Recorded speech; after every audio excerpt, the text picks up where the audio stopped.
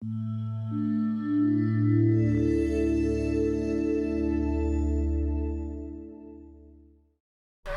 welcome everybody to Powerhouse Bakery. I'm so excited to have you all here. This is such a special next few sessions because it's kind of the wind down of our golden quail spot. It's bittersweet for sure. And so what I wanted to do was pick out some of our very favorites. And as I look through the pictures of all these years, I still see lots of faces. Rachel, I feel like you've been here since the very beginning, and I have all these fabulous new faces that have been here for also, several months and years even, because we've been with ThriveWell for almost 9 years. So praise the Lord. And so the Cali-Crust was one of the very first things that I designed. It was actually in 2016, and so I officially say we're the first Cali-Crust of San Antonio, maybe even of Texas, because nobody knew about cauliflower pizza except for on Pinterest. And so I really found this recipe when I wanted to make a tortilla. I wanted to make a gluten-free tortilla, and so, me, I do a little research, try to find what options are out there, and I didn't find a good wrap, but I did find a fantastic pizza. Through the years, it's kind of evolved. We used to do a small 6-inch, and we've kind of landed on this 8-inch. We feel like it's maybe a generous one serving, but it's a great pizza to share with somebody and have a nice salad to go along with it, And so it's fun that I get different opinions as we go through the different customers, and over the years we've gotten lots of different ideas of how to serve this. And so today what I wanted to do is I will be giving you the recipe, and I'm glad you all have your notes open because I'm going to walk you through the conversion, because really all about pizza is the texture, right? We want a good crunchy crust. We want good flavor, and it should almost live on its own and not just have to rely on all the stuff you put on top, right? And so I want us to get to sample this and just kind of find your sweet spot when you ever make this at home. And I even did this as a special event for HEB. I'm dear friends with one of the leaders there. She's actually the CFO now, but I brought this to her home, and I did a special cooking event, and lo and behold, what shows up at HEB? Cauliflower pizza. Right? So I like to say, I started that. Who knows? But the worst thing is, now cauliflower is so expensive. When I started this, it was 99 cents a head, and now it's close to $3 a head. Right? Because so many companies have decided that cauliflower is a great base to work with. Anybody ever make cauliflower rice? All the time. All the time, yes. I personally hate that. I don't like it at all. And I know a lot of people do. I just think it tastes nasty. If I'm going to eat rice, I want the real thing. And if I'm going to have cauliflower, I want chunks. But, everybody has a unique palate. And that's what's so fun about baking on your own. And if there's one thing I hope that you take away from all of our time together is a joy of cooking, of experimenting and having fun in the kitchen, and maybe getting an idea from someone or somewhere and then just making it your own. And that's something that I want the legacy to be, that we have a lot of fun experimenting, and it's okay if one person likes it and another doesn't, because that's what makes life interesting, to get to experiment. And, with these pizzas, we also did some real classic flavor profiles. We did one called the pesto chicken, and so we topped it with pesto, a homemade pesto. How good is that? If you have a lot of basil in your gardens, I want you to do that. Pesto, and write this down because it's going to be fun. Pesto is made with fresh basil, olive oil. You can make it dairy-free with dairy-free cheese, and you can use hemp hearts instead of pine nuts. Of course, you can do a little bit of both, but pine nuts are great. Hemp seeds are even better. So everything we talk about here is how do we take our foods from good to great? And in my opinion, if you can make a pesto with those simple ingredients, olive oil, fresh basil, garlic, and hemp hearts, you are a rock star. You can add as much salt as you want. You can add as much olive oil to make it creamier or drier, but just have fun with your food processor, because over the last several months we've been playing with different ways to process foods, and if you don't already have a few of those in your kitchen, get one, because it makes homemade sauces so fun and so simple. And so pesto is one I want you to experiment with. When we get over to the production side, I'll show you the garlic that I use, but honestly, nothing's better than fresh garlic. I don't recommend you ever buy it stored in the oil, kind of fermented. I don't ever recommend that you buy it pre-chopped or even taking the skins off. Just do it as you go, because that is the best tasting garlic. We've had lots of folks try to cut corners on that, and I always go back to just pound it with the back of your knife, press it, chop it, and you're good to go. Now you'll see with this recipe, I do use a pulp, but if you have the chance to use fresh and you're not using it for making hundreds of Cali-Crusts, use the fresh. Yeah, so we did the pesto poultry fan for people that didn't like red sauce. Then we did the classic veggie. And if you guys haven't tried my PHB cheese, it is the bomb. It's a cheese that we put on the classic veggie as well as just a just cheese pizza. And write this down because you're gonna love it. The PHB cheese is made with cottage cheese, goat cheese, and garlic. Just those ingredients. Now the ratio again can vary based on how thick you want it. If you buy the goat cheese in the small little squares, it's not really a square, it's more like a tube. Log, that's the word that's perfect for it. It's a log, a little mini log. So put the whole log into your food processor, 2 tablespoons of your best garlic or 1 tablespoon of fresh chopped garlic, and 2.5 cups of cottage cheese. That ratio is so good. Mix it up in your food processor, put it in a little Tupperware, and oh my goodness, it will be a wonderful topping. We use it in our loaded lasagnas, and of course we put it on our pizzas. I use it in the eggs and greens frittata, so I'm giving up all my secrets. But the PHB cheese, every time you make it and use it, I want you just to give me a little thumbs up wherever you are, and I'll feel it in my heart because it's one of my absolute favorites. So we did a classic veggie, we did a pesto poultry fan, and we even did a meat lovers. Because this crust is so well known for our keto friends. It has no grain at all. It's made with eggs, cheese, and of course the cauliflower, and it has coconut flour. So the coconut flour is awesome because it's high in protein, it's very high in fiber, and so it makes that keto meal just shine because it's also loaded with flavor. And oftentimes the keto diet is low in what? Fiber. People that are following a strict keto diet are always low in fiber. So this little guy is a star because it is so high in fiber. It gets fiber from the cauliflower, the coconut flour, and of course it's got lots of protein too with all the eggs and plenty of fat with the cheese. So the meat lovers is another great way to dress this. And I bet you can guess what meats would be popular. But here we really want to stand by the super healthy, so we use a nitrate-free pepperoni, or even better, and write this down too because it's another one of my favorites, it's homemade pork sausage. So buy a really good quality ground pork. You can get it at H-E-B in the meat section, and you're going to use the Joe spice, and you're going to use some Himalayan salt and some red chili flakes. Start with about a teaspoon of salt per pound, and then about a tablespoon of the Joe spice and maybe a teaspoon or 2 of the red chili flakes, however hot you like it. But oh my gosh, that homemade pork sausage is the bomb.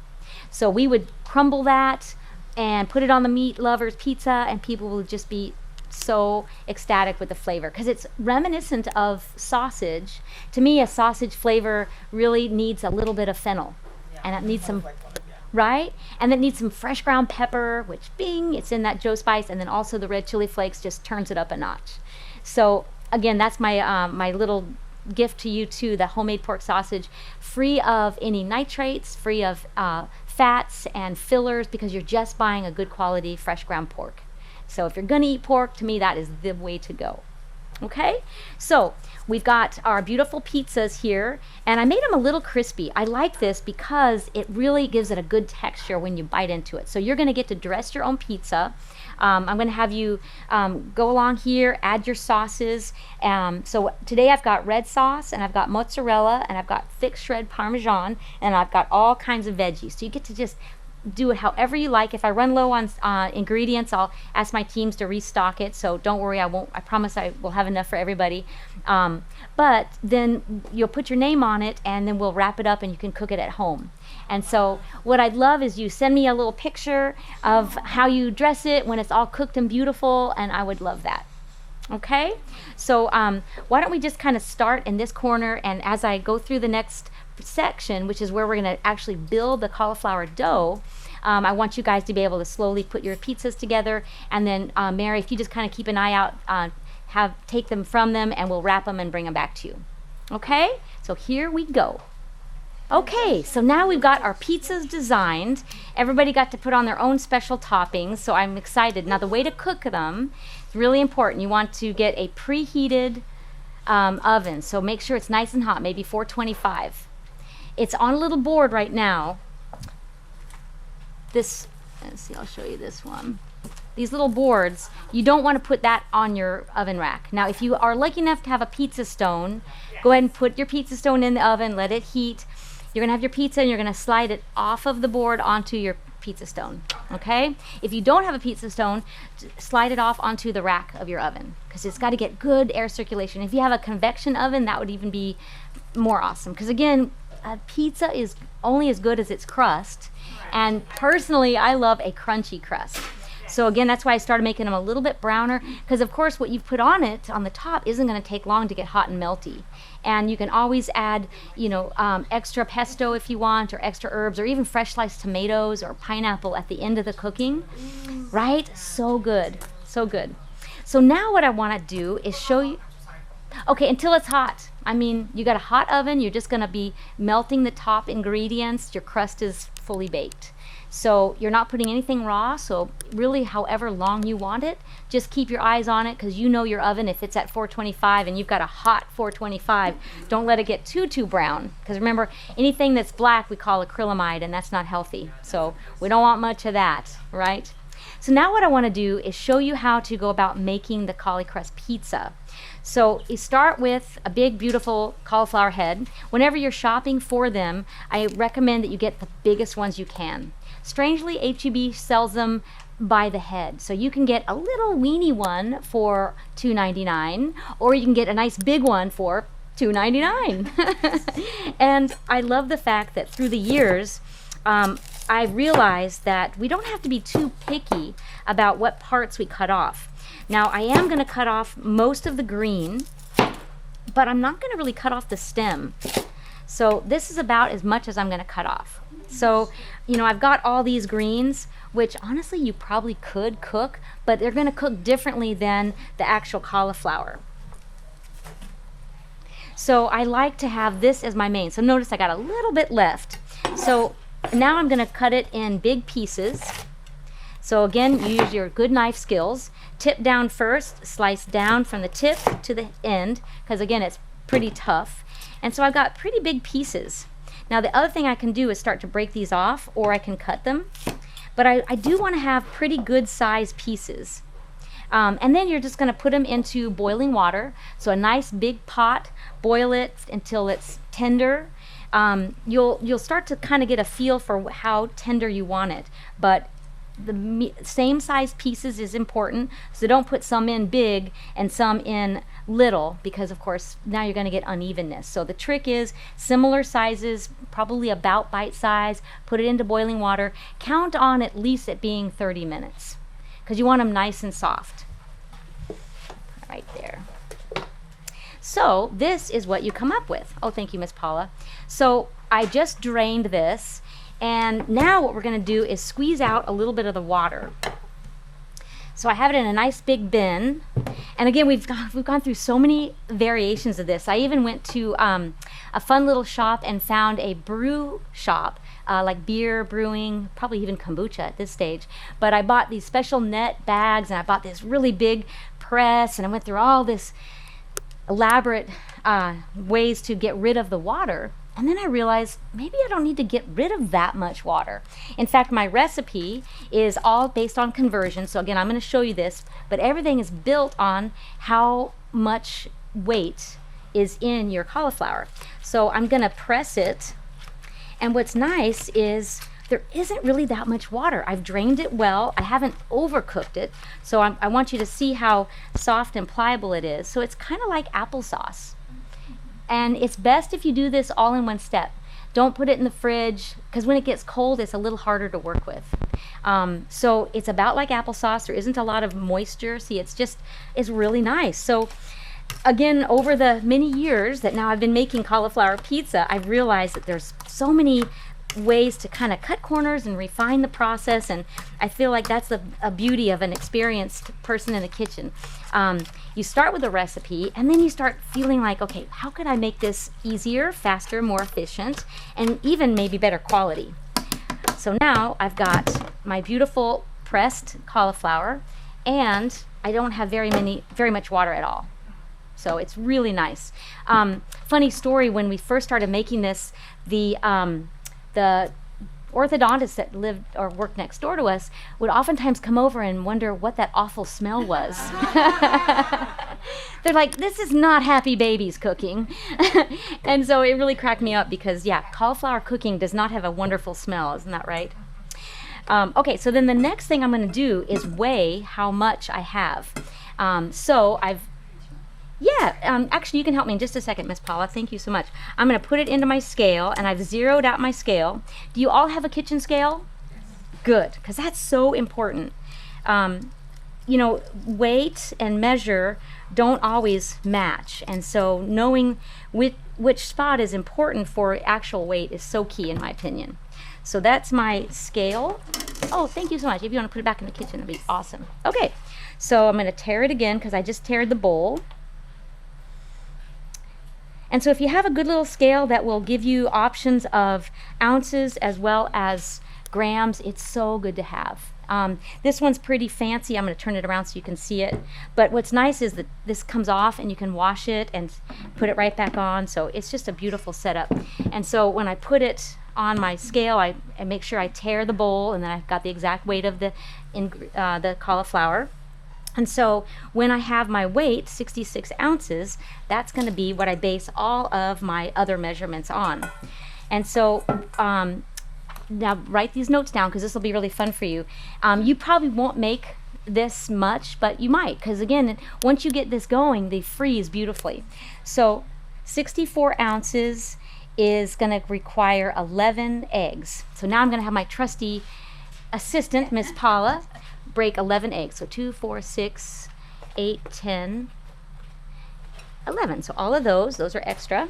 If you break those and put them into this for me, we will get our eggs ready.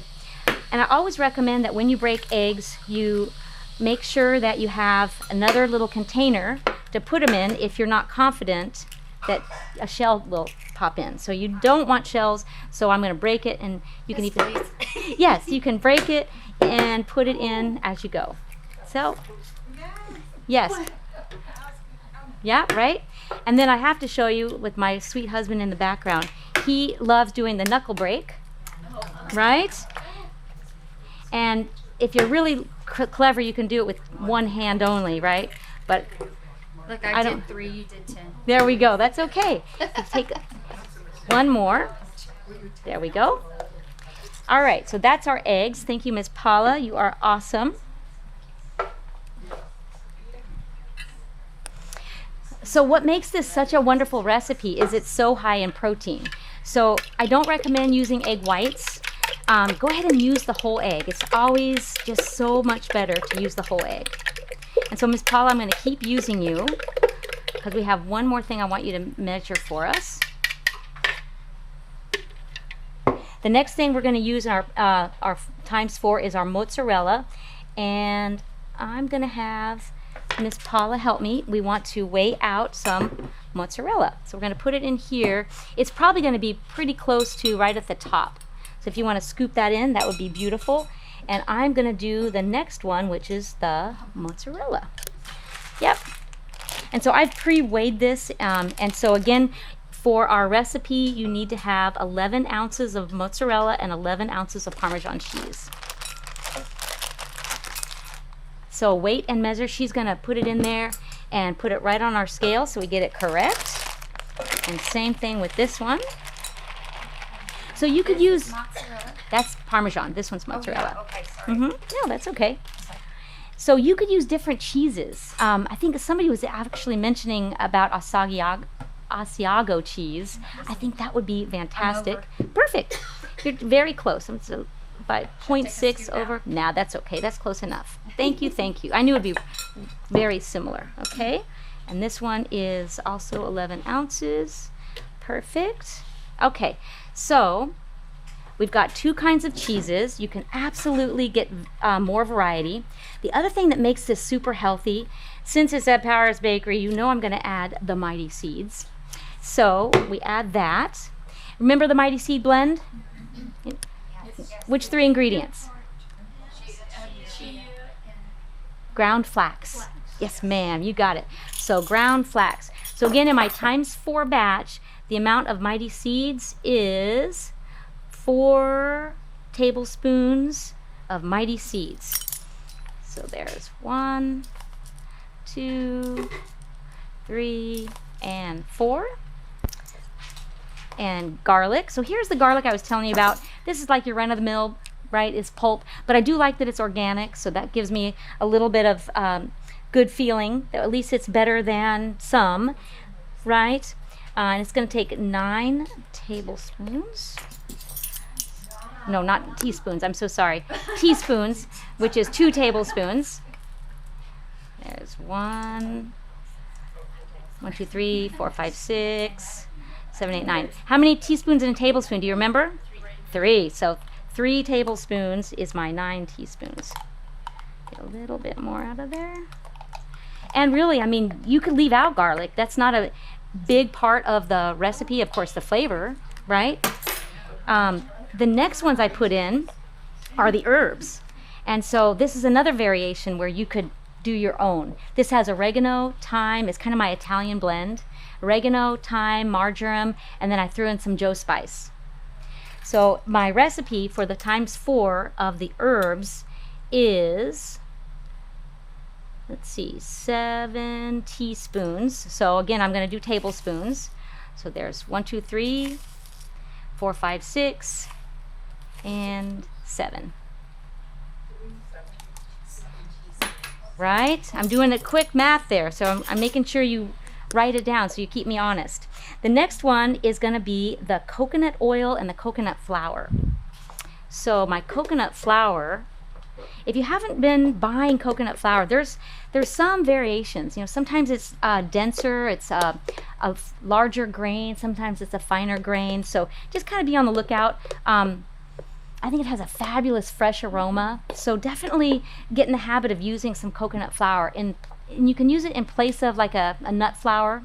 So if almond flour, the same basic density.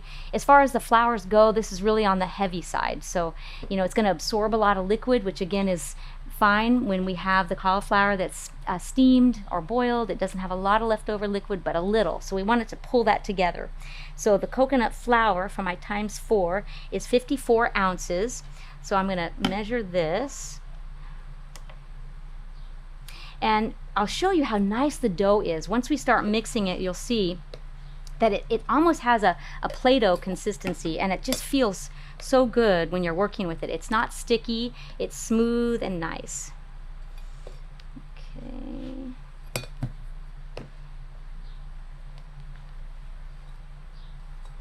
So there's 7. And a little bit more.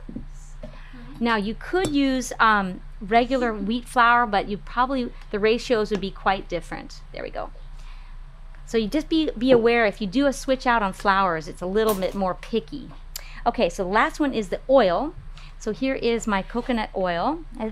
Anybody used coconut oil? Get in the habit of using this at all? A little bit. This is a good brand. So I'm going to tear my container again. The coconut oil is, let's see, ×4 is 2 1/4 cups. So 2 1/4 cups. And we could even just use this if we wanted to. This is a total of 2. And let me get my little spoon. So when you make these, get your kids involved or your grandkids or anybody that likes to play in the kitchen a little bit, because it sure does make it fun. You can do different sizes like I mentioned. We started out with doing a 6-inch, and now we've kind of settled in on this medium-sized one. But we have also made extra large ones, and so that's a really fun adventure to get to do with a big family gathering. And you can put it in a square or a rectangle pan. Works out great. All right, so I'm gonna pour this in. I'm gonna get a little stirring going. See how I've got all these beautiful ingredients and it looks so pretty in the bowl. Yeah, right? Okay. I thought it was just me. Sorry. Yes, I just love it. Actually, I'm going to keep mixing it. I'm kind of a stickler about when we add in the oils. I don't like there to be clumps. And so sometimes doing mixing in between each stage is so valuable. So I'm going to kind of spread that out. See, and it's getting a really pretty light yellow color. Still need a little bit more coconut flour, but we're getting close. Now you can also use really fine shred cheese. I've done that before and it gives it a beautiful texture too. But I love how you can see the mighty seeds in there. The herbs are starting to pop through a little bit and it's just a fabulous quality texture. Yeah, that's great. Now that I've got it pretty much mixed, the coconut oil will blend in a lot better.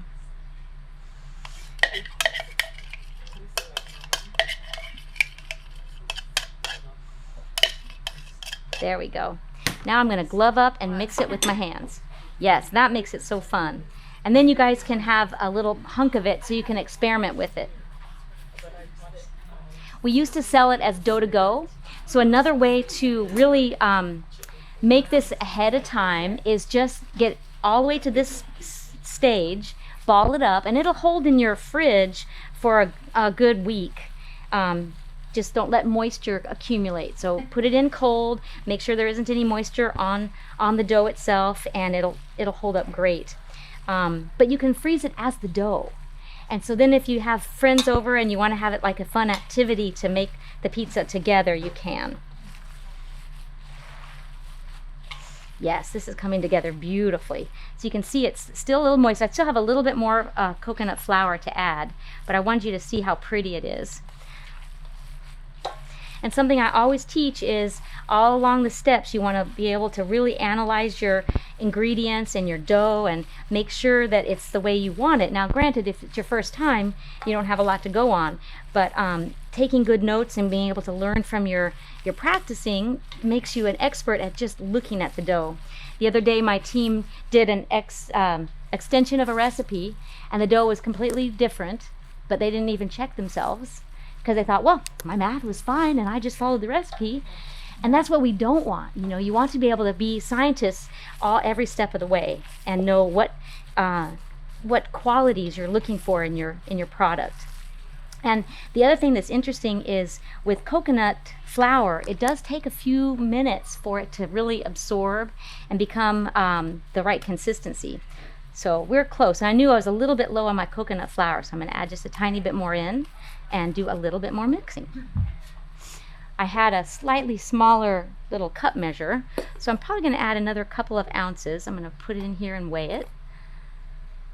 Actually, if you cool it, it becomes firmer because coconut oil will solidify. Right? And refrigerate. Exactly, it will. Yeah, right. And this is warm because I've also just cooked the coconut, so I'm so glad you mentioned that. Yeah, I'm adding about 5 more ounces of my flour. Yeah, and so what's nice is there's a good amount of wiggle room in this pizza dough because, of course, how much you cook it will vary the texture. And, of course, if you flavor it differently, it'll really change its personality. You could do a lot less egg and more cheese. So that ratio, if you try this little batch and you feel like, oh, maybe I could make it a denser pizza, taking out egg and adding cheese would make it more dense, make it crispier, So playing around with those ingredients, I think, is always the fun approach. Now that is really how I like it.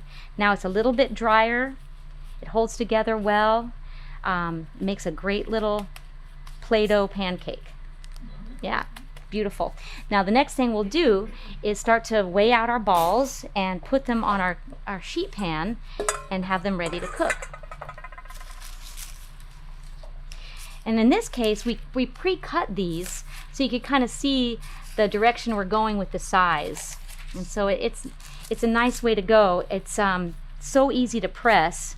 We're going to put it into 6-ounce balls. And let's see, I'll even put one of these on here. 6-ounce ball. Is that parchment? Yes, it is. It's a beautiful parchment, isn't it? It's the light brown, so 6 ounce. There we go. So about a 6-ounce ball. And then I'm just going to put it on my paper and press it out. And you can make the edges rough, or you can make them really specific. Again, when I think back and look back on all of our pictures, I have some divas making these with us and making them different shapes. And, you know, I love the fact that this is home cooking, you know. You get to just experiment and have fun, and there's so many right ways to go. So there we go. That's a perfect little pizza. I'll do a couple of more here, and then we'll pop them in the oven. So I'm going to make a little smaller one this time so you can see the variation in the thickness too. Okay, so this is about 3 ounces smaller. So if we wanted to make it, we could certainly keep it thick, but I like it thin. And so I'm going to go all the way out. This is about 2 ounces less, and I'm going to bring it all the way to the end. What's nice too is these peel right off the parchment. So when they're cool, we just take them right off. Now with these pre-cut rounds, I'm going to keep it on here the whole time. So when I dress it, it'll be on the parchment. And the very final stage is after we have it dressed, put it in the oven, take it out, then we take off the parchment. It's just another variation. So now you can see, let me pull out one of my little boards. You can see there's little bits of cauliflower still in there, and I actually kind of like that. So it's got a beautiful color. The chia, hemp hearts, and flax are there, and you don't really see pieces of cheese, but you sure could if you wanted to add a little bit more of the thick shred. Yeah, so there you have it. I'm going to do 2 more, and then I want you to each get to have some of the dough to play with, and you will each have some dough to go. You know me and my puns. I love it. So, like, if you make this like that, I know you probably couldn't freeze it because it probably has too much water in it, right? No, you can freeze them very well. The little dough to goes, we put in a tight piece of parchment paper, and it works great. Let it thaw on the counter, flatten it. The coconut flour, again, is the trick. I mean, it really helps to hold it together. And so it's versatile in so many ways. And so you can see how much dough I have. I'll easily get probably 20 doughs, and then you can freeze them. So freeze them some as the dough and some as the cooked crust. I wouldn't freeze it raw, expanded like that. It'll tend to break. But the dough that's in the little ball will work out great. Okay? It just looks like you could almost even cut this out. I was like, just saying, yes, like naan, almost kind of. Cutting it out into shapes. Like, but I'm just saying, like, could you like just dip it, like when you cook it? And, Absolutely. You know, Absolutely. In fact, I want us to get to sample one. So I'm going to let you try a little hunk of one. So let's see, this one's kind of medium. This one's a little bit crispy. So we'll cut these and you can see which flavor profile you like better. Because again, it's great with hummus. We even make a breakfast pizza, and you can add scrambled eggs and some of that really great homemade sausage. And I'm telling you, it's such a fun way to go. The pesto is also very nice. And if you guys missed my naan class, the natto, it's also another way to add it to the top, and it becomes this great little way to eat a healthy and very non-traditional breakfast. So let me pass this around and get to have some samples. So hope you love it.